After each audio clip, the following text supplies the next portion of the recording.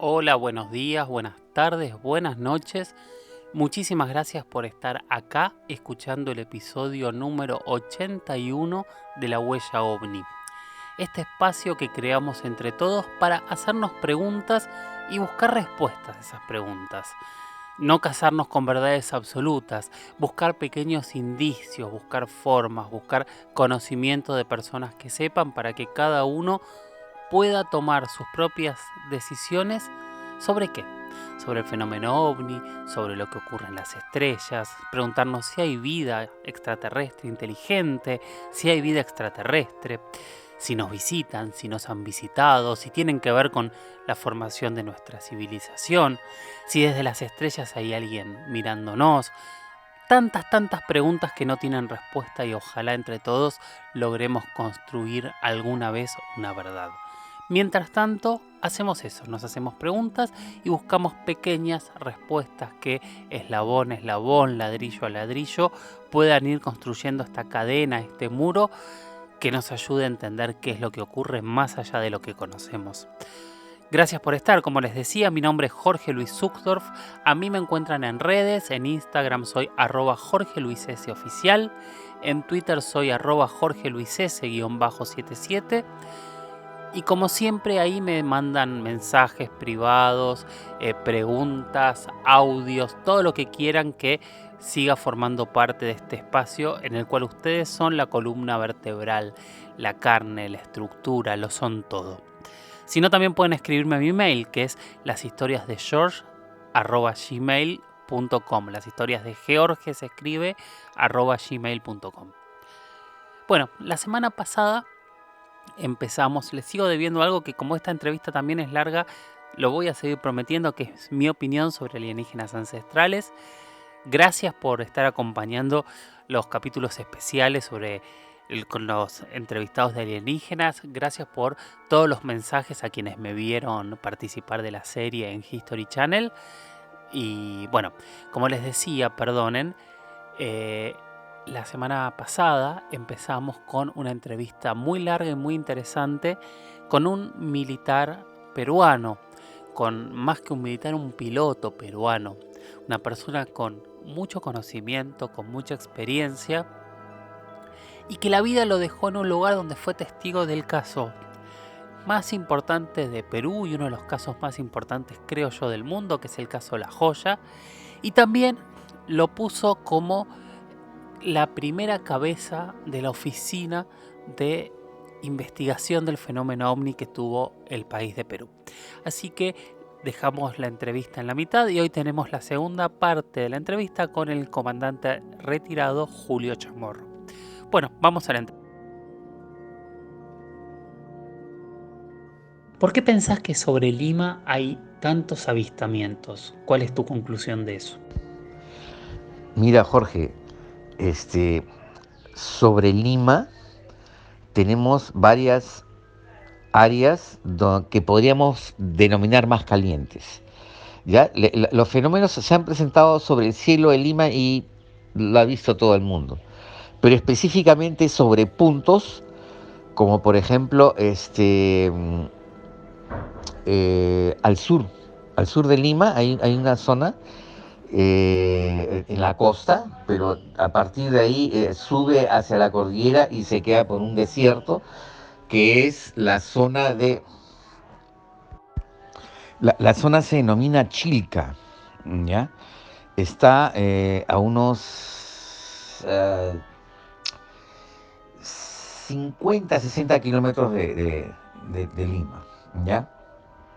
Esa es Lima, pero también sucede aquí la ciudad de Lima está entre cerros. Termina en el mar, sí, pero la cordillera tiene un fenómeno raro, no hay mucho en todo el mundo, en que los cerros van hasta el mar. ¿Ya? Inclusive la isla más grande que tenemos acá, que está frente a Lima, es General San Lorenzo, en algún momento fue parte de un cerro antes del mar, ¿no? Antes de la costa. Con el tiempo, el mar ha avanzado, ¿no? O la tierra ha retrocedido, como quieras. La cosa es de que sí, Lima tiene zonas de mucha actividad. Ahí en la sierra de Lima, específicamente en Marcahuasi, Es espectacular lo que encuentras ahí, porque es una planicie que está como a 4.000 metros sobre el nivel del mar, pero que tiene templos y tiene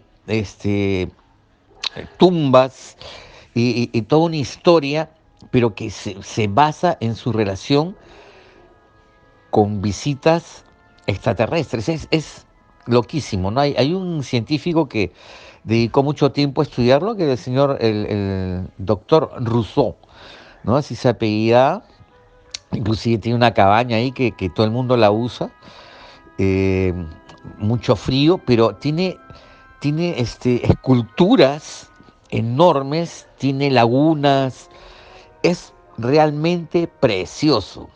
La gente va mucho ahí, eh, a tener contacto, a tener recargas espirituales y energéticas. Yo he ido personalmente y he sentido la energía, ¿no? He sentido la energía dentro de las ruinas. Ya, ahí las temperaturas en la tarde son muy, muy bajas. Pero tú metías la mano a las usinas o los huecos que tenían estas ruinas y sentías, sientes la electricidad, sientes la energía que se irradia ahí, ¿ya? Eh, Hay unos sitios donde aparentemente pasas a otra dimensión, donde esto me tocó vivirlo a mí. Yo fui con un equipo de la televisión mexicana, ¿ya? Y mientras estaban hablando conmigo, a mi espalda había una persona del equipo que había avanzado en una zona que se llama el anfiteatro allá. Que es un anfiteatro porque es como un teatro sin techo, ¿ya? Natural, pareciera, o es natural o lo ha hecho alguien muy grande, porque es muy bonito, está coronado por unas figuras como de unos monjes, es loquísimo. Bueno, la cosa es que estaba esta persona que estaba atrás de donde estábamos filmando y se había alejado, pero en lugar de hacerse más pequeña a la vista, se hacía más grande, ¿ya? Entonces se alejaba y comenzaba a crecer ante nuestros ojos, ¿ya? La explicación es de que de repente había atravesado un portal y lo vimos todos y se filmó. Bueno, los mexicanos que lo filmaron no los he vuelto a ver, pero sí se llevaron esa información. Y estamos hablando de Lima, no hemos salido todavía de la ciudad. Bueno, en realidad, eso está como a unas, o sea, en carro será unas 2 horas en carro, ya 2 horas y media. Pero a pie, bueno, en realidad tienes que alquilar caballos para llegar a esta cumbre, son 3 horas. Me han dicho que hasta 4 horas, ¿no? Yo lo he hecho muy rápido porque he entrado por otro lado. Y es más, por mi trabajo, yo estoy volando en una compañía que lleva alimentos a la selva, a las minas de explotación de gas y petróleo. Y para ir allá, cruzo encima de Marcahuasi, en la ida y en la vuelta, ¿ya? Todos los días. Y es como un imán, me atrae, ¿no? Es muy, muy bonito el sitio, muy, muy bonito.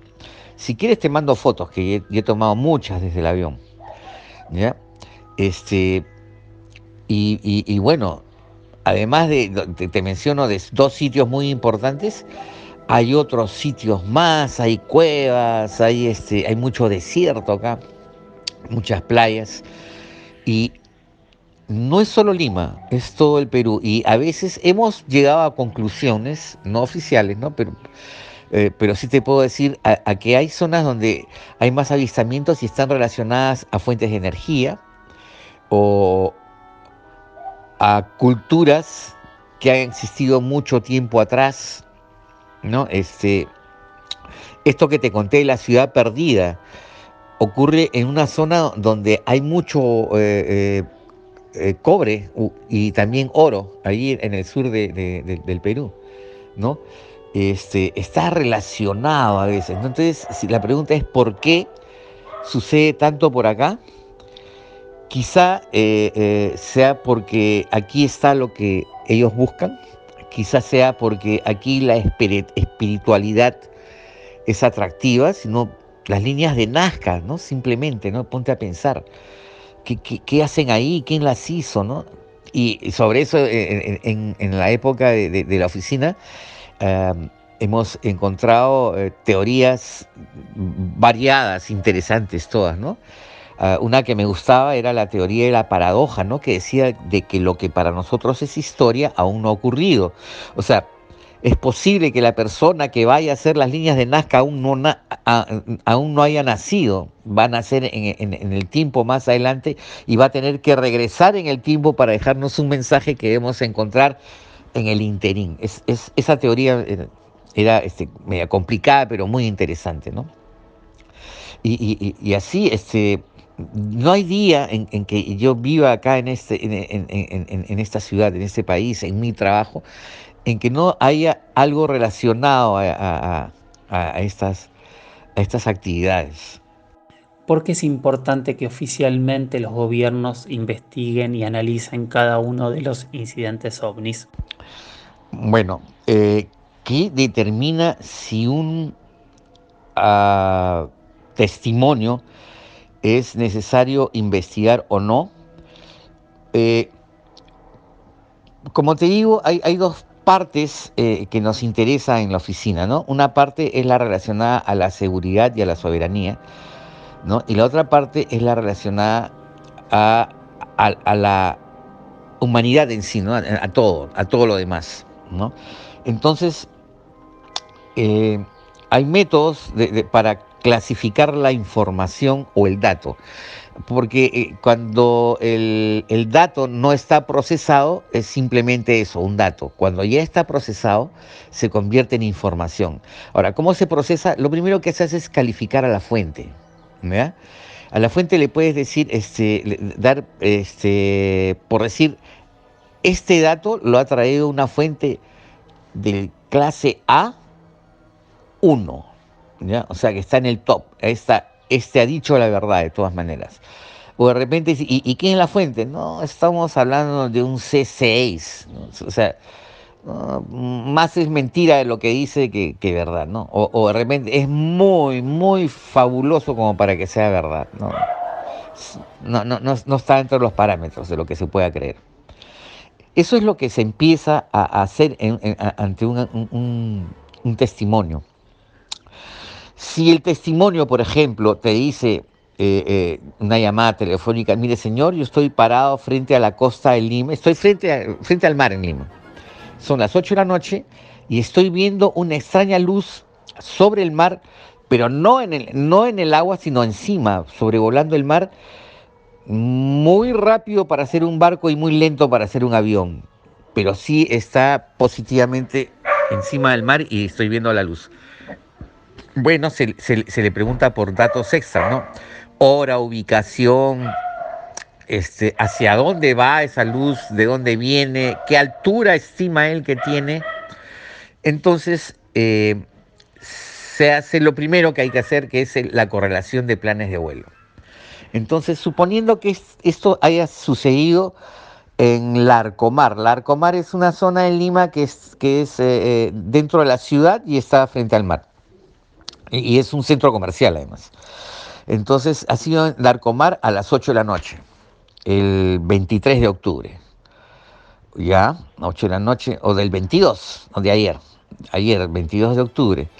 Ya, entonces vamos a ver la corrección de planes de vuelo. Vamos a las áreas de control, que es la misma Fuerza Aérea, que tiene el control sobre la información que le dan sobre actividades civiles y militares. Y 8 de la noche, bueno, a ver, sobre el mar, a baja altura, menos de 1500 pies, a ver, y de noche. Comienzan a averiguar y encuentran, no, era un helicóptero de la Marina sembrando buzos a lo largo de la costa para actividades de instrucción o práctica. Y sobrevoló la costa entre las 7 de la noche y las 10 de la noche. Entonces, ¿cuál es el resultado de la investigación? Llamo al testigo y le digo, señor, lo que usted ha visto era un helicóptero de la Marina del Perú lanzando hombres rana o buzos y que estaban haciendo ejercicios de instrucción y entrenamiento. ¿Ya? Este fenómeno se realizó precisamente frente a las costas de Miraflores. Ellos Operaron ahí por 3 horas y está todo controlado. Le agradecemos mucho lo que usted ha hecho, su preocupación, demuestra su civismo, su interés por los demás, etcétera, etcétera. Muchas gracias. Y esta persona se queda contenta porque ha sido atendido ante su inquietud, pero sobre todo tranquilo porque es algo que estaba controlado, que no le iba a hacer daño ni a él ni a nadie, o que estaba totalmente bajo la supervisión de las autoridades. Hasta ahí, muy bien, se acabó todo, se acabó el problema. Pero ¿qué hubiera sucedido si con esos datos hacíamos la correlación de planes de vuelo y resulta de que no? A esa hora no había nada volando. No puede ser, debe estar equivocado ese señor porque vamos a ver el registro radar. Radar, ¿a tal hora has visto algo? No, no tengo registrado nada. Uy. Entonces esto es digno de investigarlo también. Vamos a ver, señor, venga, y se le hacen nuevas preguntas, ahondando un poquito el perfil de la persona, a ver si se podría conseguir a un testigo más, mejor aún si tiene imágenes o testimonios. Y se va avanzando, pero ya no en la parte militar, porque el problema militar ya se acabó, ¿no es cierto? O sea, dentro de nuestras posibilidades hemos cumplido. Sin embargo, sigue presente el problema de la soberanía y la seguridad, ¿no? Entonces tenemos que seguir investigando y ya estos científicos que llamamos hacían procesos de investigación yendo a archivos y encontrando cosas parecidas, ¿no? Eh, Todo un proceso, ¿no? Pero en base al primer dato, nada más, ¿no? Y se iba ahondando y por ahí aparecía otra persona que también lo vio, y etcétera. Un caso famoso de eso fue había un congresista que tenía a su vez un programa de radio relacionado a la seguridad ciudadana, o sea, la lucha contra la delincuencia. Y él estaba filmando en un penthouse de Miraflores, a plena luz del día, mediodía, en verano. Y vieron, o sea, lo estaban grabando y de repente todos los camarógrafos, los que estaban grabando, le dejaron de prestar atención y fueron a ver a por qué algo pasaba. Bueno, eso que estaba pasando en ese momento fue fotografiado, filmado, y no solamente por estos camarógrafos profesionales, sino debido a la facilidad con que ahora hay medios disponibles como son el celular, qué sé yo, bueno, las cámaras de seguridad de los edificios y casas, ¿no? Entonces, se registró y se inició el proceso, como el congresista hace la denuncia oficial a la oficina. Él manda a alguien con la información y pide que le expliquen qué es. Se inicia un proceso, pero las otras personas que habían grabado lo mismo, que no estaban relacionadas al señor congresista, por sus propios medios las publicaron en las redes sociales, ¿no? O sea, ponían su nombre, bueno, el video le pertenece a Pepito, Luchito, etcétera, ¿no? Mostrando lo mismo. Entonces, un aficionado que hay acá, que hace un muy buen trabajo como divulgador de información, tenía su programa de radio en esa época, o radio y televisión, creo, se mandó con la noticia, ¿ya? La puso en la televisión, ¿ya? ¿Y saben lo que dijo? Que esa era una nave extraterrestre, así con toda la seguridad del mundo, ¿eh? Que medía casi 1 milla, ¿ya? O sea, 1700 metros de largo más o menos, y que estaba a, no sé, 40 millas de la costa, pero eso se le veía muy chica. Y se trajo a otros expertos, ya a un señor de la torre de control del internacional, no sé a qué otras personas más, ¿ya? Y dale con que eso era una nave extraterrestre de grandes dimensiones posicionada en la costa del Perú. Para esto, efectivamente, el video muestra algo muy extraño, muy raro, estático, no se movía, pero estaba volando. Bueno, entonces comenzó este hombre a dar esa información y ya nos estaban invadiendo, ¿no? Por el Callao. Mientras tanto, la Fuerza Aérea siguió con su investigación, ¿no? Ya por otros medios, y encontró que aquí, y seguramente en todas partes lo hay gente que es aficionada a volar cometa, ¿no? A cometa, no sé cómo le llamarán ahí, ¿no? En Argentina, pero es una estructura de papel muy liviana, con un alma de, aquí usan el carrizo, que es una caña, y que es controlada y juega con el viento de tal manera que puede volar. Tiene formas aerodinámicas que le permiten el vuelo, ¿no? Y acá hay muy buenos en eso, ¿eh? Y cuando yo era niño, era una de las cosas que los padres hacían con sus hijos, ¿no? Volar cometa. Pero ahora la tecnología ha avanzado y hay cometas más complejas, ¿eh? Hay cometas que tienen capacidad de llevar sensores, cámaras, etcétera. Inclusive se trabaja ahora en agrimensura, o sea, en la medida de terrenos, vastas extensiones, ¿no? Se utiliza el dron y se utiliza estas cometas. Bueno, esta nave espectacular era la cometa de un señor que se la había fabricado en su casa, basado en instrucciones que encontró en la internet, y que efectivamente volaba como, había llegado a hacerla volar como le ofrecían los vendedores, pues, ¿no? Y se quedó ahí por más de una hora, ¿no? Fascinado con la capacidad de la cometa, ¿no? Y haciendo eso, precisamente eso, nada, solamente volando estático.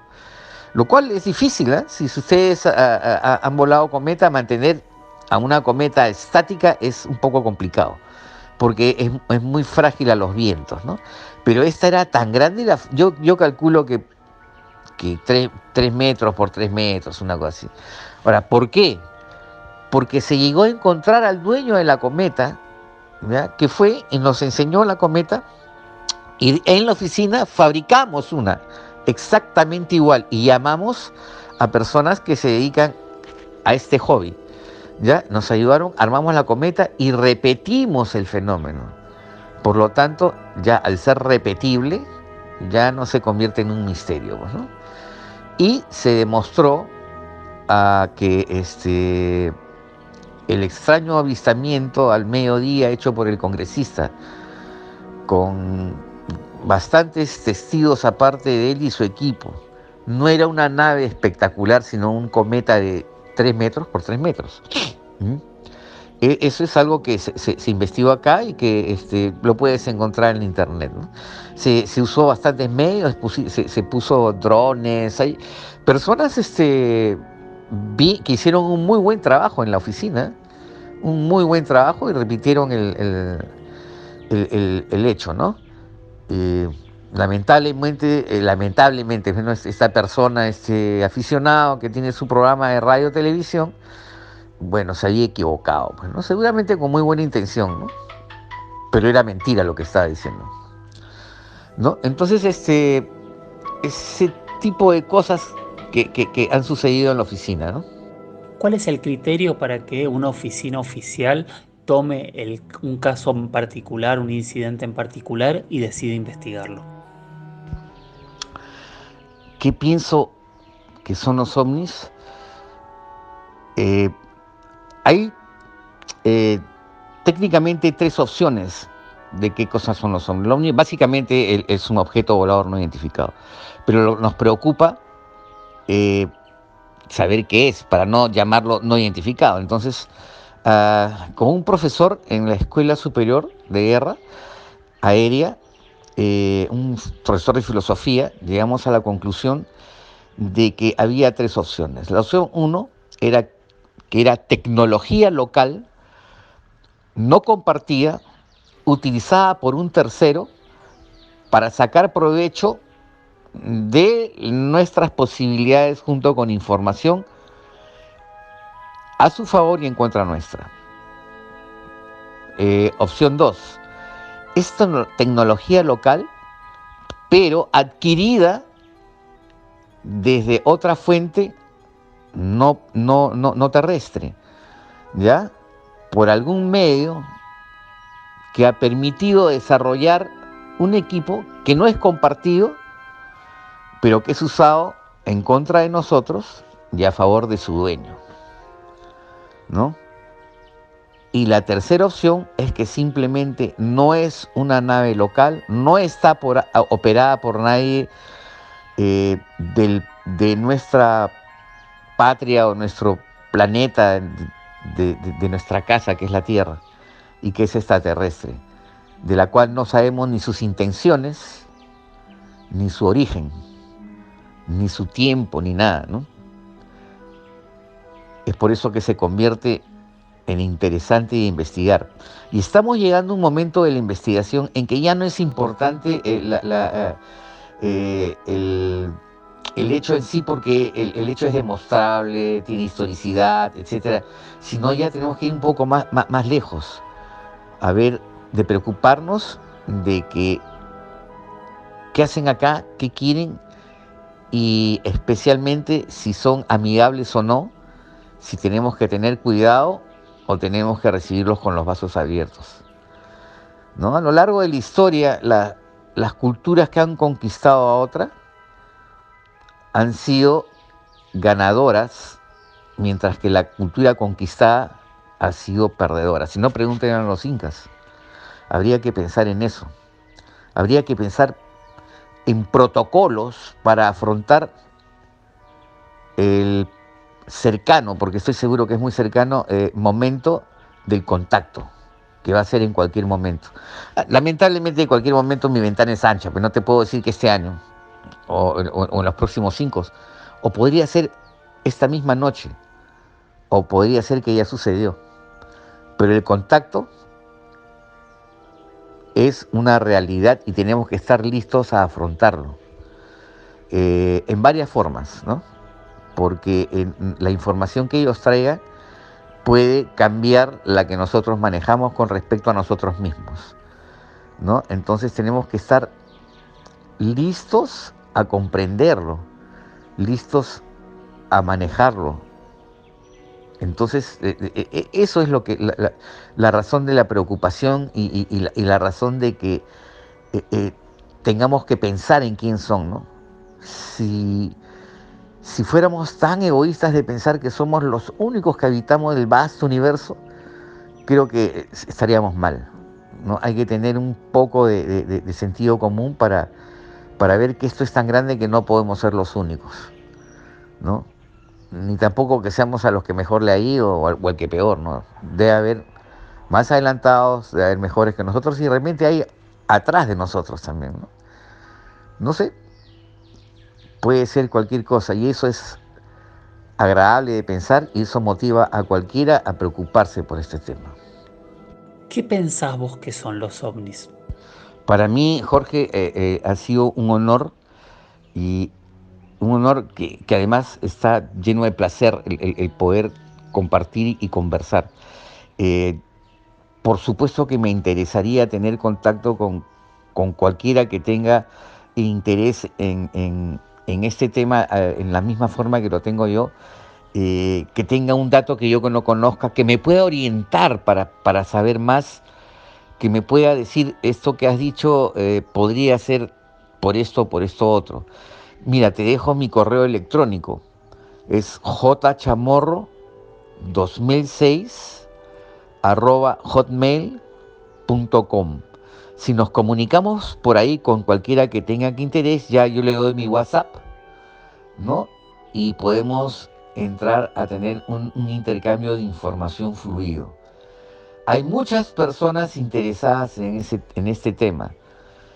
Hay muchas personas que gastan su tiempo, su dinero en, en, en ver qué hay más allá de lo que nos han mostrado. Entonces, si nos unimos, vamos a hacer cosas más grandes, ¿no? Si intercambiamos la información. De repente es hora de establecer protocolos que nos preparen al contacto. Yo te agradezco infinitamente la oportunidad que me has dado Deseo que estés bien, deseo que Argentina esté bien, que salgamos pronto de esta eh, cosa increíble que es esta pandemia, ¿no? Pero que salgamos con vida para poder seguir investigando sobre nuestra propia vida, que tiene a veces fuentes que no nos esperamos y que no están acá. Gracias a ti, de verdad. Muchísimas gracias por haber llegado hasta aquí, espero que hayan disfrutado de la entrevista. Como siempre les digo, sigan mirando al cielo, sigan haciéndose las preguntas correctas, sigan capacitándose para tratar de entender cuáles podrían ser las respuestas a esas preguntas que muchas veces parecen imposibles y que las grandes afirmaciones que intentan cubrirlas, por lo menos desde mi punto de vista, siempre se quedan cortas. Gracias por estar, gracias por seguir el podcast. Si están escuchando por Spotify, pongan seguir, así les avisa cada vez que sale un nuevo episodio. Si están en cualquier otro reproductor de podcast, exactamente lo mismo. Y lo mismo si están escuchando desde YouTube. Gracias y nos escuchamos en el próximo episodio. Chau, chau.